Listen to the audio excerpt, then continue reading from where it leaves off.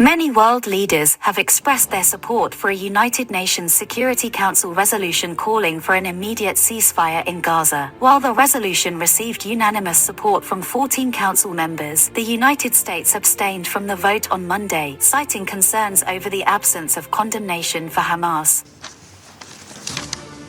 The result of the voting is as follows: 14 votes in favor, 0 vote against, 1 abstention. The draft resolution has been adopted as Resolution 2728, 2024. Here's how nations have reacted. Palestinian officials have welcomed the resolution, seeing it as a step towards ending the 5-month conflict and facilitating the delivery of aid to those in need. However, Israeli ambassador to the UN Gilad Erdan criticized the resolution for not demanding a ceasefire without conditions. Mandate of the murderous Hamas terrorists. Is the life of little baby Kfir Bibas worth less than the life of Nigerian child?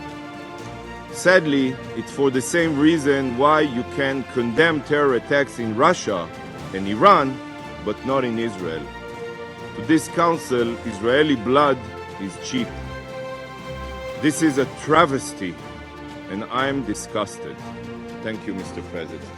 And Israeli Prime Minister Benjamin Netanyahu responded by cancelling a delegation visit to the US, expressing disappointment in the US abstention from the vote. The White House clarified that their abstention did not represent a policy shift, but was due to the absence of essential language in the resolution. Israel's ability to continue to go after Hamas. Number two, as I said in my opening statement, it does not represent a change at all in our policy. It's very consistent with everything that we've been saying we want to get done here. And we get to decide what our policy is. The Prime Minister's office seems to be indicating through public statements that we somehow changed here. We haven't. And we get to decide what our policy is. It seems like the Prime Minister's office is choosing to create a perception of daylight here when they don't need to do that. So again, no change in our policy. What does this do to the relationship between the President and Prime Minister? I have no doubt that the two leaders will have follow-on discussions as they have, as appropriate, throughout this conflict. UN Secretary-General Antonio Guterres emphasized the importance of implementing the resolution, stating that failure to do so would be unforgivable. China's Ambassador Zhong Jun expressed disappointment with US actions, but hoped for peace through resolution implementation. Unconditional ceasefire, and whether the collective punishment of the people of Gaza should be allowed to continue. On this issue, China, like most members of the international community, has been very clear from the very outset. Whether we voted against it last Friday or in favor of it today, our vote was based on our consistent position and propositions.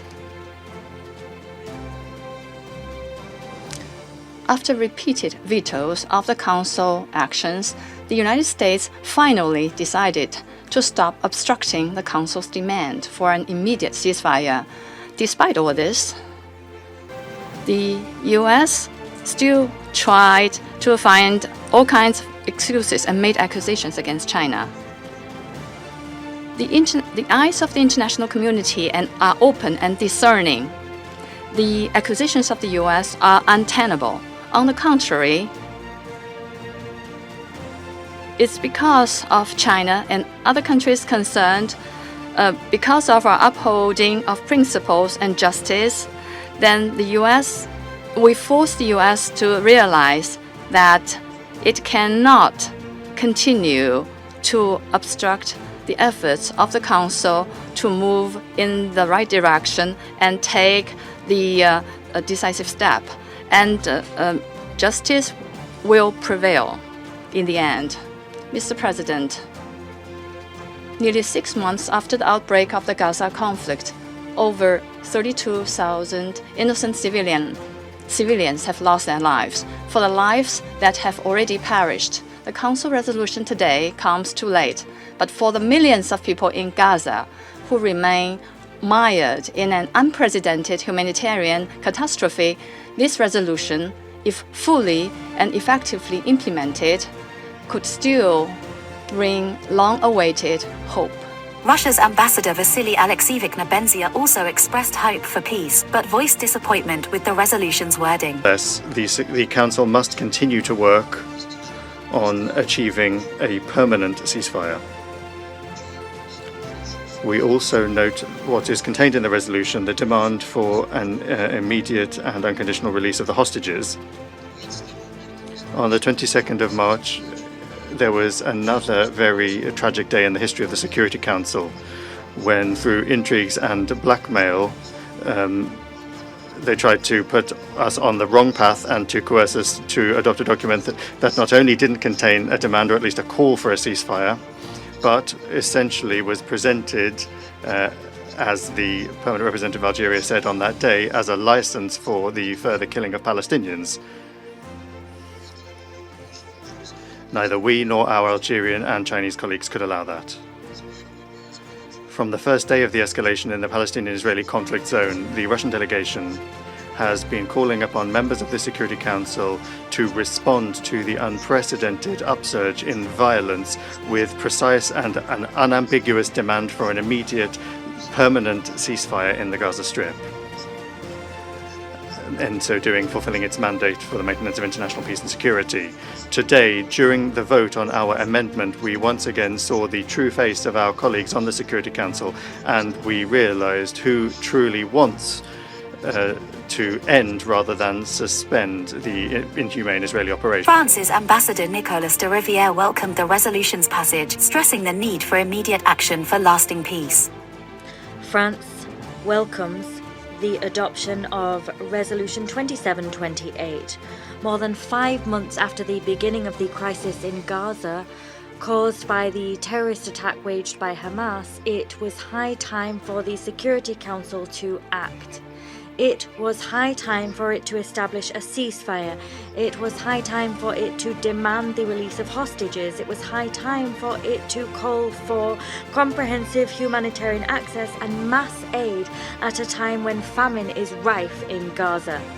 The adoption of this resolution demonstrates that the Security Council can still act when all of its members make the necessary effort to discharge their mandate. Similarly, UK's Ambassador Barbara Woodward emphasised the need for immediate implementation and a focus on humanitarian efforts.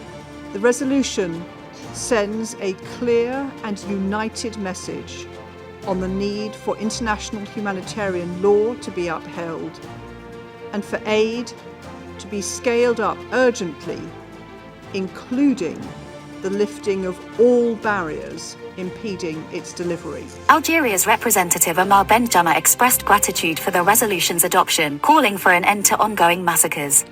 We look forward to the commitment and the compliance of the Israeli occupying power with this resolution for them to put an end to the bloodbath without any conditions, to end the suffering of the Palestinian people. European Commission President Ursula von der Leyen emphasized the importance of protecting civilians through resolution implementation. South Africa's Foreign Minister Naledi Pandya welcomed the resolution, but stressed the responsibility of the Security Council to enforce it. That at last, the Security Council has agreed on a resolution calling for a ceasefire for a long-term period during this month of Ramadan, but also proposing that work should begin toward a permanent ceasefire.